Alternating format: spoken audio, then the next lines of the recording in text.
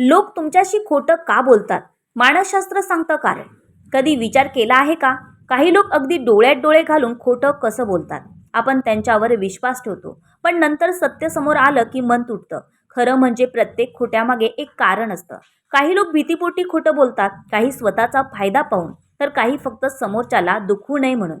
मानसशास्त्र सांगतं की खोटं बोलणारा माणूस नेहमी वाईट असतोच असं नाही, पण त्याच्या मनात काहीतरी लपलेलं नक्की असतं.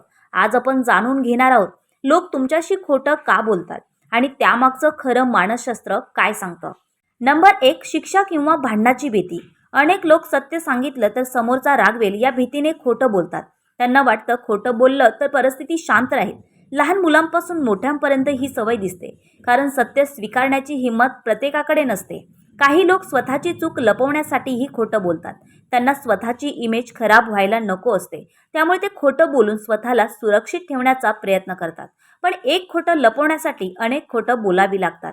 2, स्वतःला मोठं दाखवण्यासाठी. काही लोकांना सतत इम्प्रेस करायची सवय असते, त्यामुळे ते स्वतःबद्दल खोट्या गोष्टी सांगतात. पैसे, ओळखी, यश किंवा अनुभव वाढवून सांगितले जातात.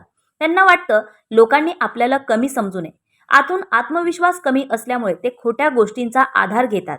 मानसशास्त्रात याला व्हॅलिडेशनची गरज म्हटलं जातं, म्हणजेच लोकांकडून कौतुक आणि मान्यता मिळवण्याची भूक. त्यामुळे खोटं बोलणं त्यांना सोपं वाटायला लागतं. 3, सत्यामुळे नातं तुटेल या भीतीने कधी कधी लोक नातं टिकवण्यासाठीही खोटं बोलतात.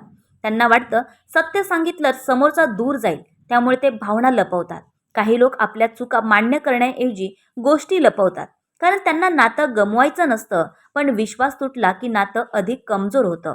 मानसशास्त्र सांगतं की विश्वास हा नात्याचा पाया असतो आणि खोटं हा पाया हळूहळू कमजोर करत जातो.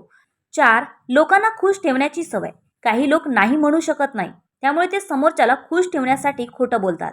त्यांना कुणाचं मन दुखवायचं नसतं, म्हणून ते खोट्या वचनावर जगतात. मी येतो, मी करतो, मला काही प्रॉब्लेम नाही, अशा गोष्टी वारंवार बोलल्या जातात. आतून मात्र त्यांना ते करायचं नसतं. मानसशास्त्रानुसार अशा लोकांना लोकांच्या मान्यतेची खूप गरज असते, त्यामुळे ते स्वतःच्या भावना दाबून खोटं बोलतात. 5, स्वतःचा फायदा मिळवण्यासाठी. काही लोक खोटं फक्त स्वार्थासाठी बोलतात.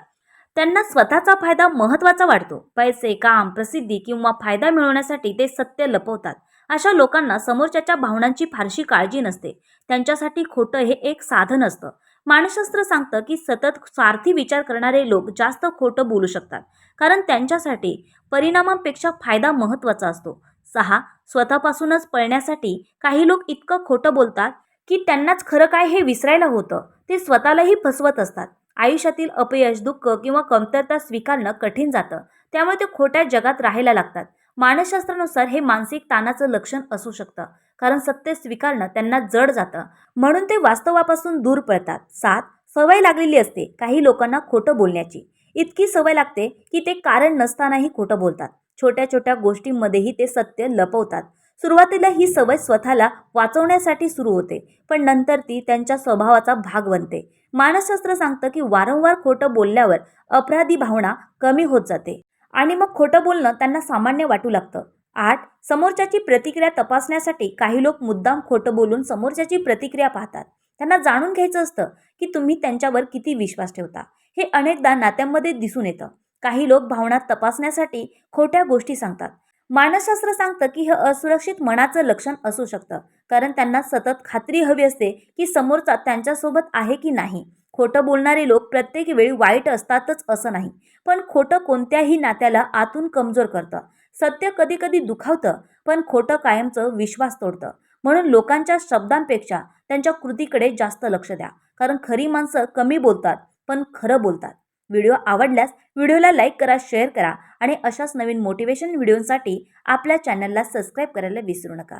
धन्यवाद मंडळी.